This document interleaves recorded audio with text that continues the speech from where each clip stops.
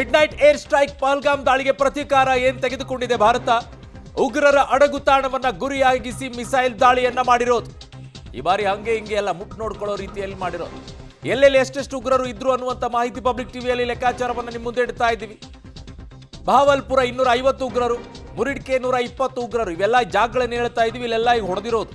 ಮುಜಾಫಿರಾಬಾದ್ 130 ಉಗ್ರರು, ಸಿಯಾಚ್ಕೋಟ್ 90 ಉಗ್ರರು, ಗುಲ್ಪುರ್ 80 ಉಗ್ರರು, ಕೋಠಾಲಿ 80 ಉಗ್ರರು. ಪಾಕಿಸ್ತಾನ ಏನ್ ಅನ್ಕೊಂಡಿತ್ತು ಗೊತ್ತಾ? ಚಕಮರು ಮತ್ತು ಬಿಂಬರ್ನಲ್ಲಿ 80ಕ್ಕೂ ಹೆಚ್ಚು ಉಗ್ರರಿದ್ದಂತ ಮಾಹಿತಿ. Mid night air strike Pahalgam ದಾಳಿಗೆ ಪ್ರತೀಕಾರ. ಪಾಕಿಸ್ತಾನ ಅನ್ಕೊಳ್ತಾ ಇದ್ದಿದ್ದು ಎಲ್ಲರನ್ನ ಕೂಡ ನಾವು ಪಾಕಿಸ್ತಾನದ ಒಳಗಡೆಗೆ ಸೇರಿಸ್ಕೊಂಡ್ಬಿಟ್ರೆ ಟೆರರಿಸ್ಟ್ಗಳನ್ನ ಭಾರತ ಏನು ಮಾಡ್ಕೊಳಕ್ ಆಗೋದಿಲ್ಲ ಅಂತ ಹೇಳ್ಬಿಟ್ಟು ಪಿಒಕೆಯಲ್ಲಿ ಇದ್ದಂತ ಉಗ್ರರ ಕ್ಯಾಂಪ್ಗಳಲ್ಲಿ ಇದ್ದಂತ ಉಗ್ರರನ್ನೆಲ್ಲ ಕರ್ಕೊಂಡ್ಬಿಟ್ಟು ಪಾಕಿಸ್ತಾನ ತನ್ನ ದೇಶದ ಒಳಗಡೆಗೆ ಸೇರಿಸಿಕೊಂಡಿತ್ತು. ಪಿಒಕೆಯನ್ನ ಬಿಟ್ಟು ಅವ್ರೇನ್ ಅನ್ಕೊಂಡ್ಬಿಟ್ಟಿದ್ರು, ಪಿಒಕೆಯಲ್ಲಿ ಮಾತ್ರ ಏನಾದರೂ ಮಾಡ್ಬೋದು, ಭಾರತ ಒಳಗಡೆಗೆ ಬರಕ್ ಆಗಲ್ಲ ಅವ್ರಿಗೆ ಅಂತ ಹೇಳಿ. ಈಗ ಹಂಗಾಗಿಲ್ಲ. ಲಾಹೋರದ ಹತ್ತತ್ರ ಹೋಗ್ಬಿಟ್ಟು ಹೊಡೆದಾಕ್ ಬಂದಿದ್ದೀವಿ.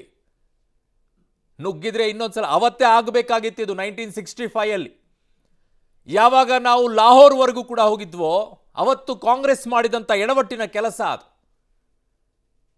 ಅವತ್ತು 1965ರಲ್ಲಿ ಲಾಹೋರ್ವರೆಗೂ ಹೋಗಿಬಿಟ್ಟು ಅಲ್ಲಿಯವರೆಗೂ ಕ್ಯಾಪ್ಚರ್ ಮಾಡಿ ಇಟ್ಕೊಂಡಿದ್ವಿ ನಾವು. ಅವತ್ತೇ ಪಿಒಕೆನ ನಮ್ಮ ಕಡೆಗೆ ಇಟ್ಕೊಂಡ್ಬಿಟ್ಟಿದ್ರೆ ಇವತ್ತು ಪಾಕಿಸ್ತಾನ ಈ ರೀತಿಯಾಗಿ ಒದ್ದಾಡುವಂಥ ಪರಿಸ್ಥಿತಿಗೆ ತಂದಿಡ್ತಿದ್ವಿ ನಾವು. ಇನ್ನೊಂದಿಷ್ಟು ಪಾಕಿಸ್ತಾನದ ಮೇಲೆ ಮಿಡ್ ನೈಟ್ ಏರ್ ಸ್ಟ್ರೈಕ್ ನಡೀತು.